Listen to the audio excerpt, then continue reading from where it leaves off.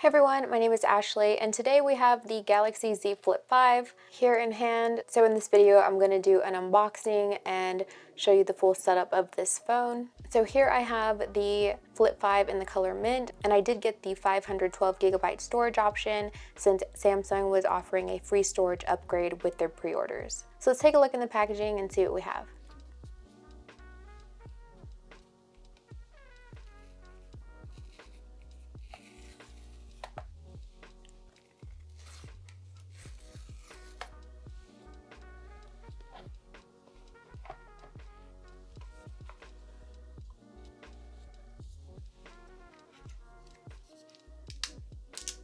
So here we have the phone. It's in the box unfolded, so we'll put that to the side.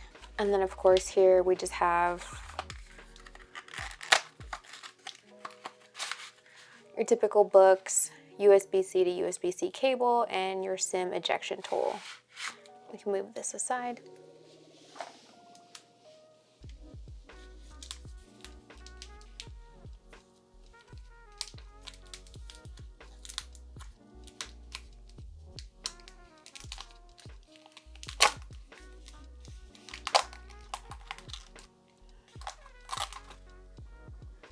So here we have it. I have this nice mint color.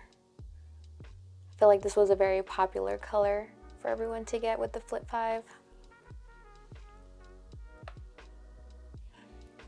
And wow, that actually closed really nicely.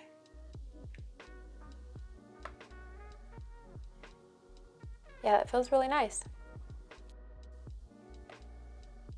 So with the Flip 5, the main differences here, we're going to have that upgraded hinge, so we no longer have a gap. It is going to close flat. I don't have the Flip 4. I ended up selling that a couple months back. One of my main concerns with that phone was the display in the front was fairly small, so I kind of got tired of having to open the phone every time I got a notification. But with the Flip 5, hopefully now that we have this bigger screen, that'll kind of eliminate that issue and being able to reply quickly to text messages or just read emails real quick will be a nice change. Okay, so we got the Flip 5 set up, and to the right side we do have a volume rocker, and right below that a power button that doubles as a fingerprint reader. And in my experience, these have, is it even locking? Okay, look, it's that good that there's really like no lag on that. Again, I don't know how it was on the Flip 4, but I remember I didn't have any issues with it. I feel like that's very responsive. So there you go. So again, the overall design is roughly the same. We just have this bigger outer display now. But Samsung's using the similar materials to build the Flip 5 as it did the Flip 4. You have a slightly newer Gorilla Glass Victus 2, whereas the previous was a Victus 1. But I mean, it's a slight difference, so nothing too crazy there.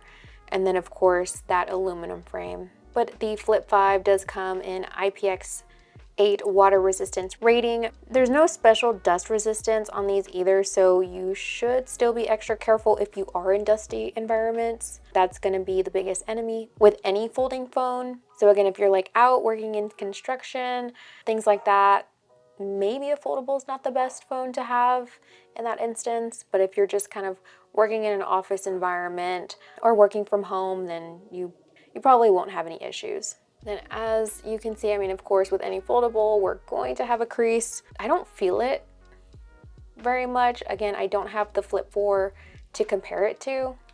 I mean, it's going to be there, but usually in my experience in using any foldable, once you're actually using the device, I mean, it's not very impeding. We did have widgets on the Flip 4, but of course that screen was probably like this big. We're essentially doubling the screen. I don't know the exact dimensions, but I'm just going based off of what I remember. Again, I did end up selling the Flip 5 because I just got tired of every time I got a text message or an email, I had to open the phone every time. And while that might be great for some, I know some people kind of found themselves using the phone less in general because that was just kind of that barrier of stopping them from opening their phone. I mean, that can be great if that's something you're going for. It can also be annoying if you're waiting for an important email or text message. And for the main screen, again, it's pretty much the same as before. We have the same 6.7-inch size, which is tall and narrow with that 22:9 aspect ratio. It is an OLED display, and you are getting 120 hertz dynamic refresh rate, which again is the same as the Flip 4. For the auto display, you are limited to 60 hertz. I don't see that as an issue since it's more so for notifications. You're not necessarily able to view like YouTube videos or anything like that. But with that small of a display, I don't know why you would necessarily want to either. So again, I see that as a non-issue, but something to note, of course. So one cool thing about Samsung is you have your Galaxy themes. So I'm gonna go ahead and update my theme and background since I just have the stock wallpaper currently. So I typically look at the free ones. This one looks pretty cool, so I'll just download that one.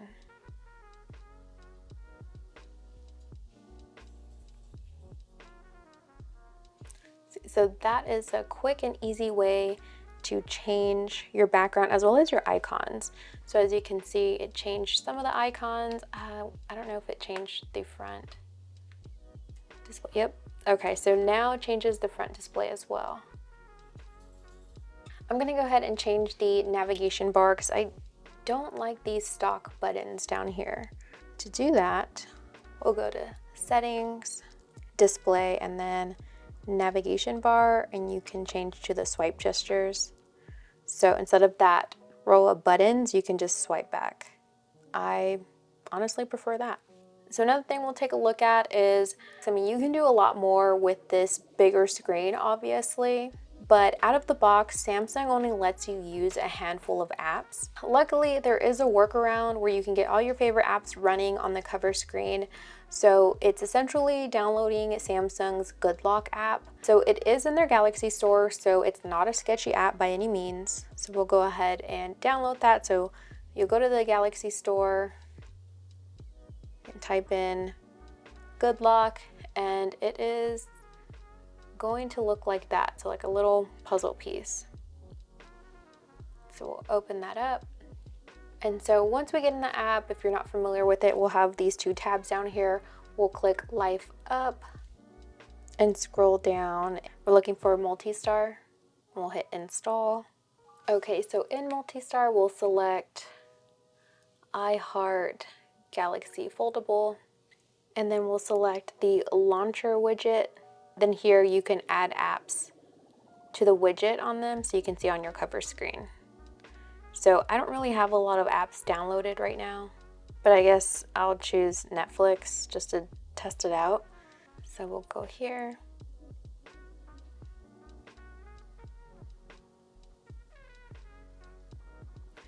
And then we go to add widget and we can see Good Lock there.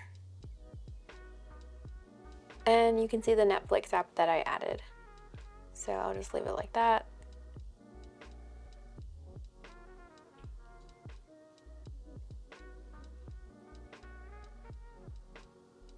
Okay, I take back what I said earlier. I guess I thought you couldn't watch videos in the front screen. Apparently you can, so there we go. There's a Netflix movie. That is pretty cool. Again, I probably wouldn't watch it on there, but I mean, it's nice to have the option. Let me know if you're gonna be using this front screen for like media consumption. That's pretty cool. Again, I don't have a lot of apps downloaded right now, but I assume maybe any other app that you have, maybe Instagram, Facebook, things like that, you can essentially use this front screen to scroll. Yeah, I think that can be actually useful. So if you have a Flip 5, let me know how you customize your front screen, what apps you're adding using Good Lock, and how you're liking it, because that is a cool feature there. I wish Samsung would allow any app just out of the box. I mean, for a lot of people who have not heard of Good Lock, they're not going to know about this, right? So I'm glad I'm able to add it in, and hopefully those who are getting their Flip 5 and can utilize the full screen to its full potential. So that's pretty neat there. Yeah, so far I'm really liking this. I wasn't too sure how I was gonna feel about it considering I did get rid of my Flip 4, but having a compact phone can be really useful. You know, if you have small pockets, or, you know, for women out there, if you're just wearing like a dress and you don't have pockets, but you just, you know, want a phone to hold or throw in a little purse, that is definitely useful. I've had times where I have my S23 Ultra and it's so big and I'm, you know, trying to just go to the gym, have a minimal bag, and it's just so hard to lug around.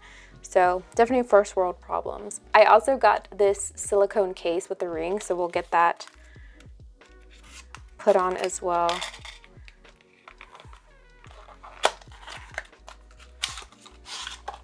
Okay, so let's see how this works. I'll be sure to install this case correctly, because if y'all watched my Z Flip 4 unboxing, I put the case on quote unquote wrong, and y'all did not hold back in letting me know. And guys, it's not that big of a deal. It's just a case, okay? It was fine. I was just too lazy to change it right then and there. I will take out these tabs. Don't call me out on it. I'm just doing it for sake of time. But those little tabs are essentially like little stickers, little stickies to help it adhere to the phone. So don't come at me. I'm gonna remove it. It's not a big deal. Having a phone in this profile and just having a case like this, it's kind of nice. You can just go around, hold it in your hand, be in the gym, doing your thing, lifting weights, and not have to carry around a big phone when you're going from machine to machine. So here we have it. Here's the Flip 5. So that's a wrap from this unboxing. Let me know down in the comments if you are picking up a Flip 5. If you found this video helpful, please give it a thumbs up, share it, and don't forget to subscribe for more tech-related content. But I'll see you in the next one. Bye.